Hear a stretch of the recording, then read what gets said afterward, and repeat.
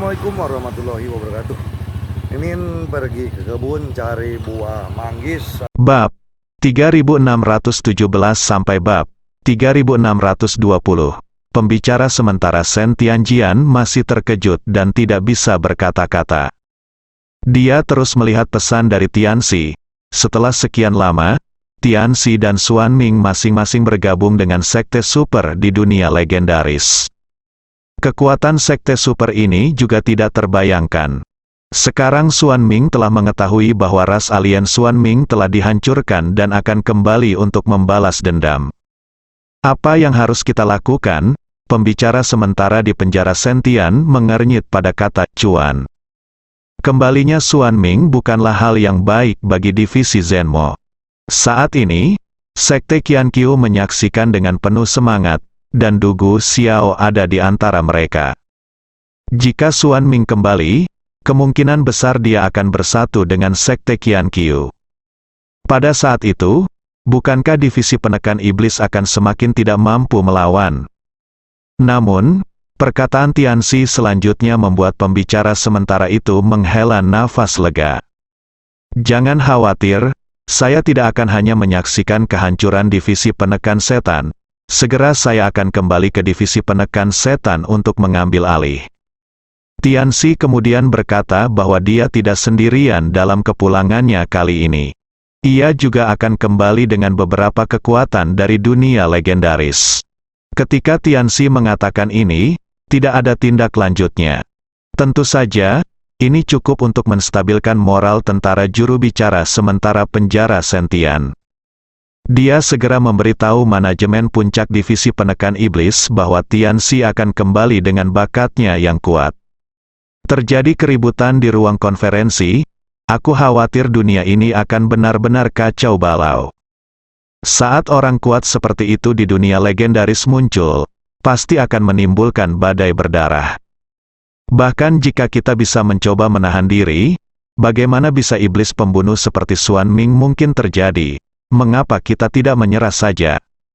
Apa yang kamu takutkan? Xuanming telah membawa kembali yang kuat, dan Tianxi juga membawa kembali yang kuat, jadi apa yang harus kita takuti?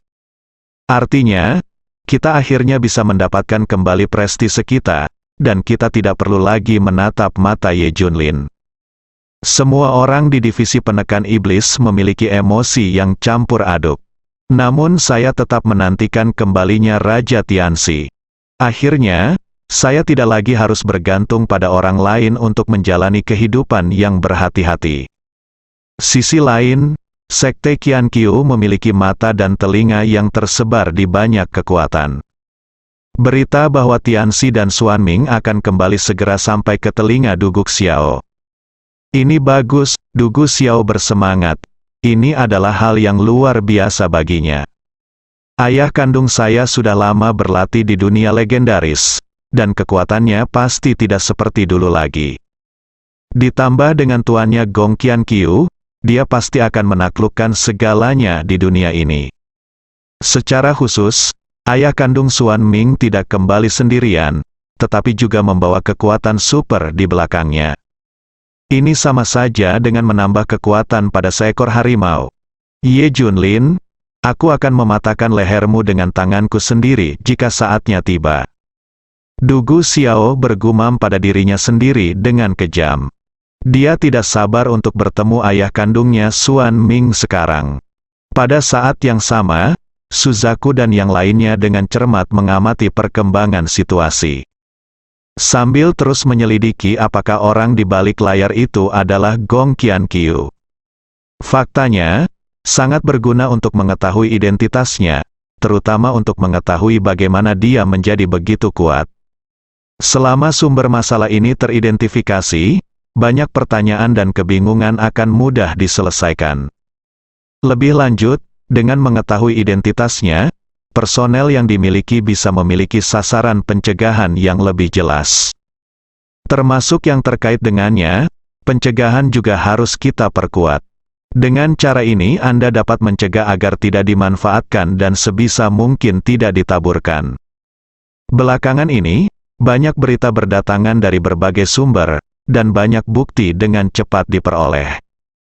Benar saja, mereka yang selamat di paviliun barat, tanpa kecuali, semuanya adalah murid yang berteman baik dengan Gong Qiankyu. Dan sekarang semua orang ini telah bergabung dengan Sekte Qiankyu.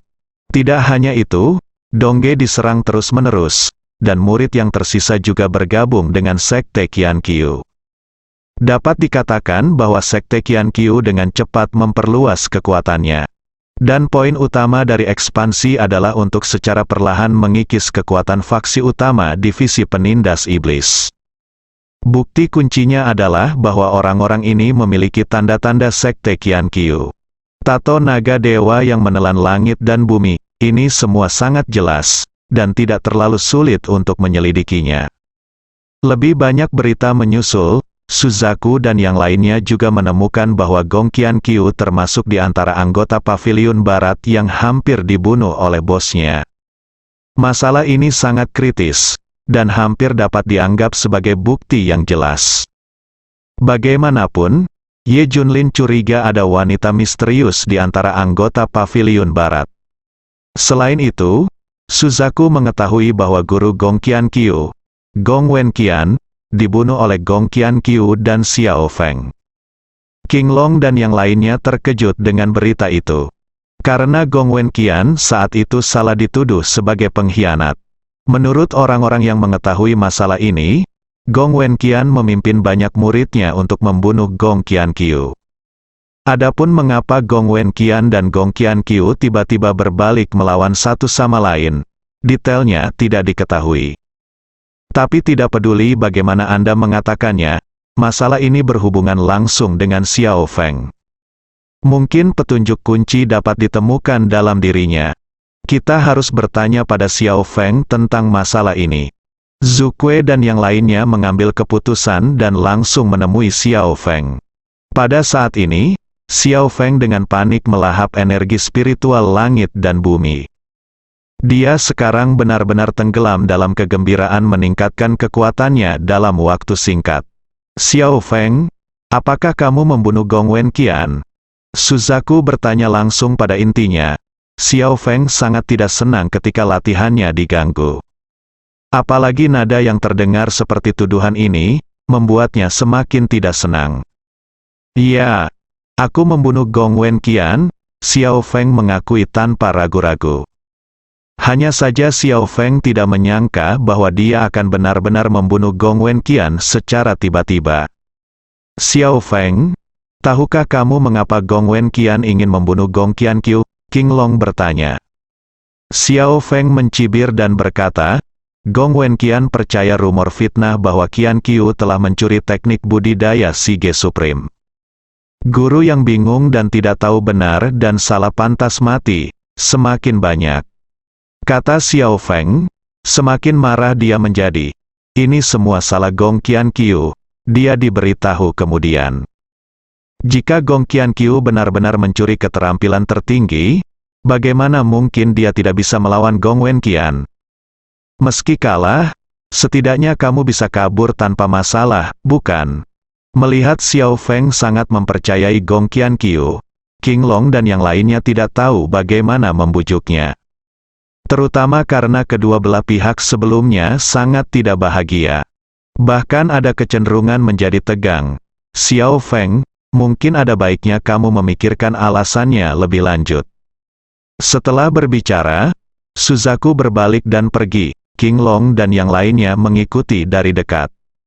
Xiao Feng mendengus acuh tak acuh dan berkata, itu tidak bisa dijelaskan, apakah hanya kamu yang tahu cara berpikir?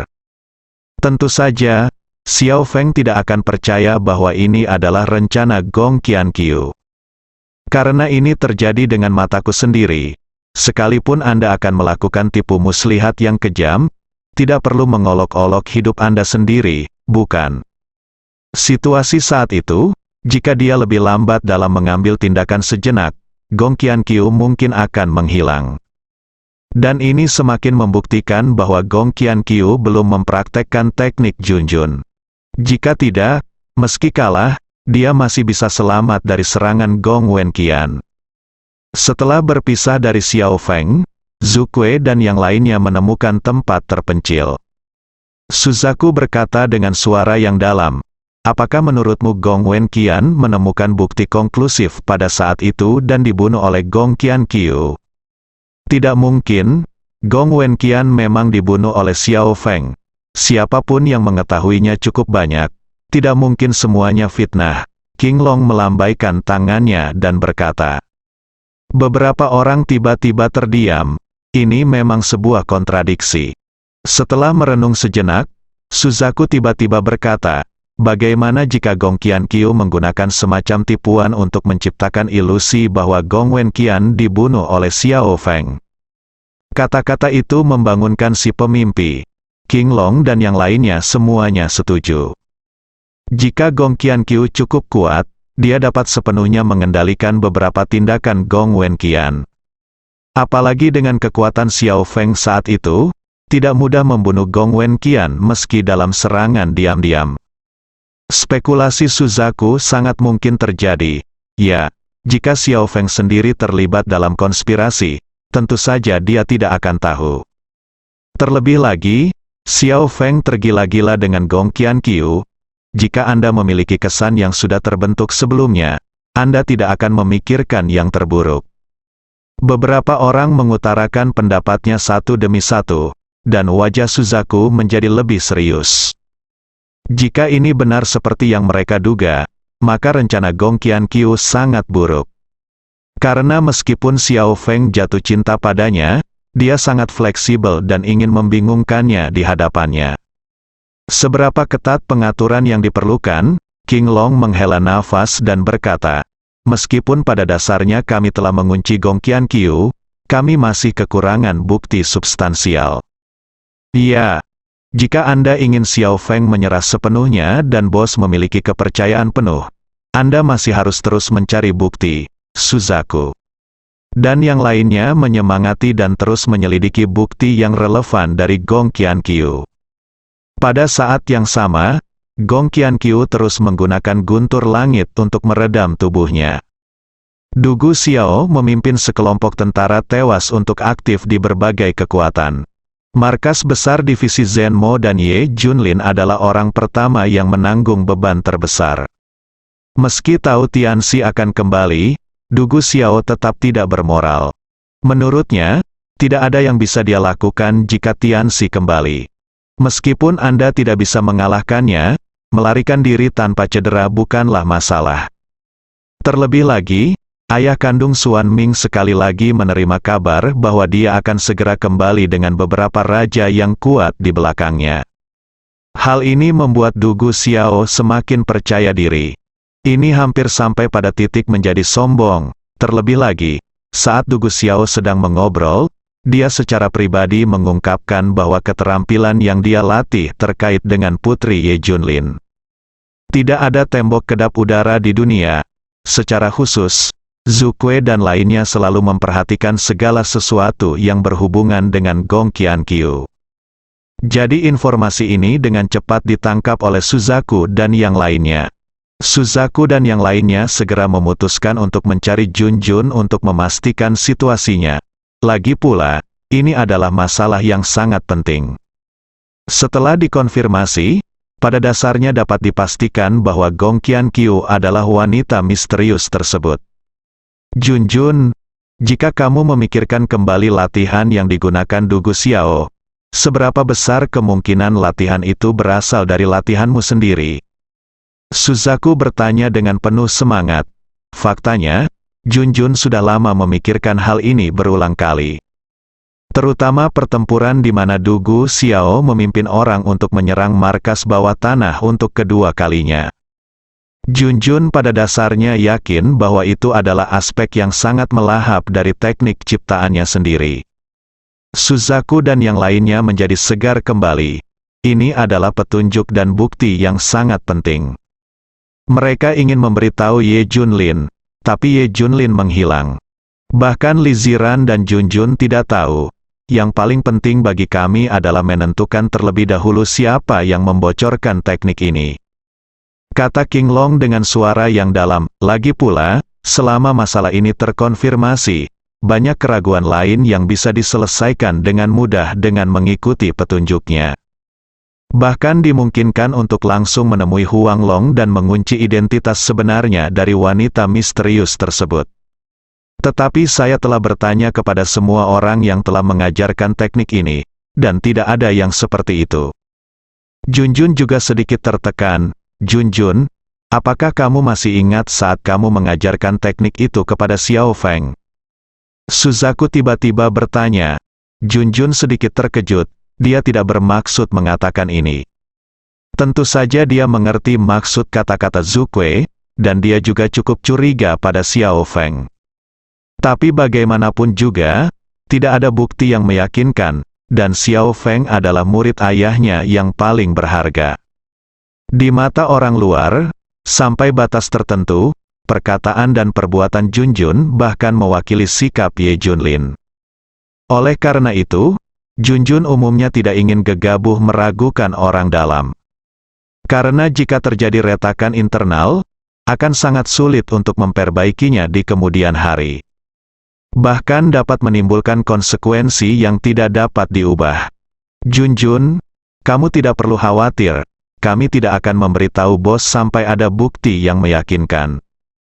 Iya, Junjun, masalah ini sangat penting dan harus dikonfirmasi dengan jelas. Belum lagi ini, sudah waktunya. Junjun, tolong berhenti menyembunyikannya. Suzaku dan yang lainnya membujuknya dengan sungguh-sungguh.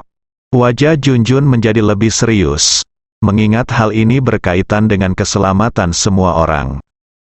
Dan masa depan Xiao Feng, Junjun mengatakannya tanpa keberatan. Tentu saja, Junjun hanya memberikan perkiraan tanggalnya, yang jauh lebih awal dari waktu yang diajarkan secara kolektif kepada semua orang. Selanjutnya, kakak senior Xiao Feng juga secara khusus mengatakan kepada saya untuk tidak memberitahu ayah tentang mengajarkan keterampilan tersebut.